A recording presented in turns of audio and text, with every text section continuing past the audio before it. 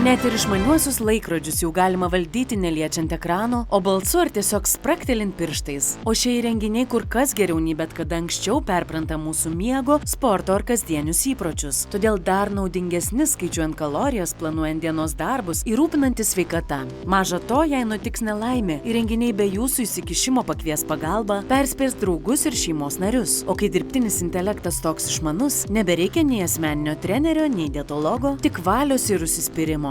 Visas šūsnis naujų įrenginių sportui geba sekti, kaip jūs sportuojate, kokius pratimus darote ir dalinti patarimus, ką ir kaip galite padaryti geriau. Virtualus treneris taip pat patars, kaip maitintis, kokius produktus rinktis, o kokių vengti, kad būtumėte sveikesnis ir žvalesnis. Net ir krepšinio lenta šiemet tapo išmani, tad ne tik dalins patarimus, kaip perduoti ar mesti kamuolį, bet ir teisėjaus, kai žaisite su draugais. Beje, jei norite greičiau vaikščioti, galite įsigyti ir elektrinius riedučius su dirbtiniu intelektu.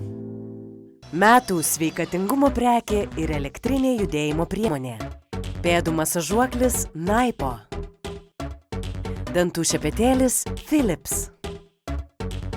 Elektrinis dantų šepetėlis Oral-B IO10.